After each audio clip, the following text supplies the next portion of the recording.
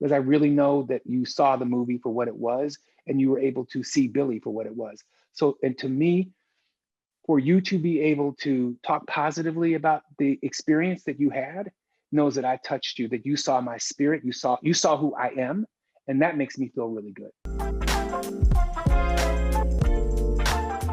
In this country, we spend a lot of time in 2020, you know, with a racial reckoning, whatever that means. A lot of corporations, a lot of big entities promising to do better by Black people and to listen to us and all these other things. Do you feel as if Hollywood is actually matching that energy? In a very superficial way, yes, but only in a superficial way until there are decision makers that are at the top that can green light my films that are Black, that understand that these Billie Holiday stories are important, you know, that they're important to our culture. Until there is a studio executive that understands the taste of my mother's fried chicken and collard greens, hell no. No, we ain't moving nothing. It's all superficial. It's all talk. Because white people are they are controlling our narrative even right now. They are. I mean, what's great now is that they are hiring. They know that they need Black writers. They know they need Black directors. You know, but we need Black people to greenlight it. So we have it. We need people that are at the head of Disney, at the head of Paramount, at the head of Sony. All those people need to be Black. Or we need to have somebody there that can say, "Oh, I see you. This is real. This is important. This needs to be greenlit now." Yeah, something I like to say often. Does that make sense to you? No, that makes total sense. I mean, because one thing that I like to tell people when they ask me about, my career or whatever, is that, yeah, it used to be, for me, it used to be about getting in the room, and I'm sure you spent time on that as well. Like, oh, get in the room. I was like, that's not good enough anymore. If I get in the room, I got to change the whole room. Like, the whole room's got to be changed, yes. Right? Yes, it's not, yes. We no longer can have, like, the getting in part. Like, we have made progress there. We're getting in the rooms. But if you got one Black person in a boardroom or in a creative meeting, like, that shit is not something to celebrate. Like, it's just not, right? Because you wonder, the next level is that person empowered to change anything? But you have to, but listen. What are we talking about? But here's the thing. I'm really humbled because I've seen it. I've been in this business for 35 years. So I've seen the growth. I have really seen the growth. Like, there was a time when there was only one. I know the first Black agent at William Morris.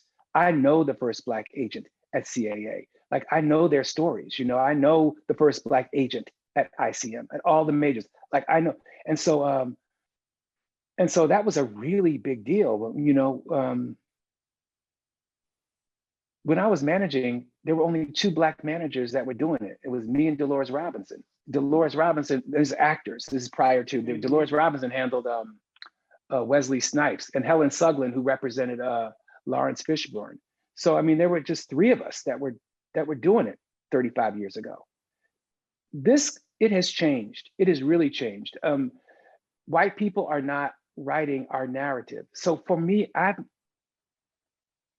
do I say this? Like, I'm really grateful because I've seen, but it's not enough for my kids. Like, my kids just like, "Dad, okay, that's nice, but," so I'm torn, I don't know how to explain it. I'm really torn because I'm really happy at the progress. I've seen it 35 years in the making.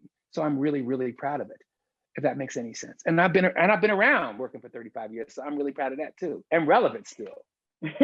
Well, it's okay to be happy and angry at the same time. It's okay. Like, okay, now you sound like my fucking therapist. Now you sound like my therapist. I'm just saying, right? It's all right. It's okay to do that, because there's room for both. Every time I see one of these first, I'm like, "Oh man, that's great." Are you fucking kidding me? It's like literally the next thing that I'm thinking, right? Because I can't believe. Yeah, no, it's true. Because I was like Regina King, perfect example. very happy for Regina King because of what she was able to do with One Night in Miami. But the second woman, I'm like, are you kidding me? I'm like, the second Black woman, like, you gotta be fucking kidding me. I mean, here's the thing. I woke up really upset. I was upset, I was upset in my feelings that I didn't get nominated. And I was just like, again, like, how many times do I have to prove myself to these people? Again, really? And so, yeah, I'm since we're now in it, I'm just literally experiencing it real time. Yeah, it's upsetting. It is upsetting. Yeah. But again, I really, honestly, I don't do it for that. I'm not interested in doing it for that.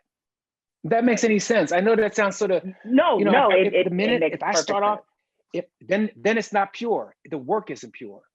Then it's conceited, and there's an intent behind the work from the very beginning. And then it's not good. It's not pure. It's not from God. It's bad. But once people start telling you, hey, you gonna get something for this. Hey, you deserve something for this. You start shaking your shit out proud. Like, okay, where's my shit? No shit. Oh shit. I perfectly understand. All right. Because I only have a few. But I'm really happy that this is the thing. What makes me really happy is when I hear you talk about the film. Honest to God, it is. I'm overwhelmed with that, and that makes me feel so happy. And I swear to God, that is as important to me as an award, because I really know that you saw the movie for what it was, and you were able to see Billy for what it was. So, and to me, for you to be able to talk positively about the experience that you had, knows that I touched you, that you saw my spirit, you saw who I am, and that makes me feel really good.